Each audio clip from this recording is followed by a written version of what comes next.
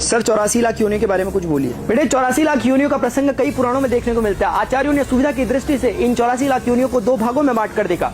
पहला योनिज, दूसरा अयोनिज। योनिज वे प्राणी हैं जो दो जीवों के संयोग से यानी कि सेक्सुअल रिप्रोडक्शन के थ्रू उत्पन्न होते हैं, जबकि अयोनिज वे प्राणी हैं जो द्विविखंडन यानी कि बाइनरी फ्यूजन के द्वारा उत्पन्न होते हैं, जैसे कि अमीबा। इसके अतिरिक्त प्राणियों को स्थूल रूप से उनके निवास स्थान के आधार पर तीन भागों में बांट कर देखा गया। जलचर जल में निवास करने वाले, थलचर भूमि में विचरण करने वाले और नभचर आकाश में विहार करने वाले प्राणी। इन्हीं तीन प्रकार के प्राणियों को उनकी उत्पत्ति के आधार पर चार भागों में बांट कर देखा गया। जरायुज माता के गर्भ से उत्पन्न, अंडज अंडों से उत्पन्न, स्वेदज निष्कासित पदार्थों अथवा स्वेद यानी पसीने से उत्पन्न और उद्भिज यानी कि पृथ्वी से उत्पन्न प्राणी। पद्म पुराण के 78वें अध्याय के श्लोक नंबर 5 में लिखा है, जलज नव लक्षाणी स्थावर लक्ष विमसति क्रमयो रुद्र संख्यक पक्षिणाम 10 लक्षणम 63 लक्षाणी पशव चतुर लक्षाणी मानव। इसके अनुसार 9 लाख जलचर, 20 लाख स्थावर यानी कि पेड़ पौधे, 11 लाख कीड़े मकोड़े, 10 लाख पक्षी और 4 लाख मानव और समतुल्य योनियां मिलकर के 84 लाख योनियों का निर्माण करती है। इस श्लोक के माध्यम से अक्षरशः अथवा प्रतीकात्मक रूप से जीव जंतुओं की ऐसी प्रजातियों का उल्लेख किया गया है जिनकी संख्या 84 लाख है, जो यह बताती है कि आत्मा को जन्म, मृत्यु और पुनर्जन्म से होते हुए मनुष्य योनि को प्राप्त करने के लिए कितने चक्रों से गुजरना पड़ता है। कुल मिलाकर मेरी दृष्टि में प्रत्येक मनुष्य को यह प्रश्न अपने आप से पूछकर कि मैं कौन हूँ और मेरे जीवन का उद्देश्य क्या है, स्वयं को तब तक आंदोलित करते रहना चाहिए जब तक किसी प्रश्न का उत्तर न मिल जाए।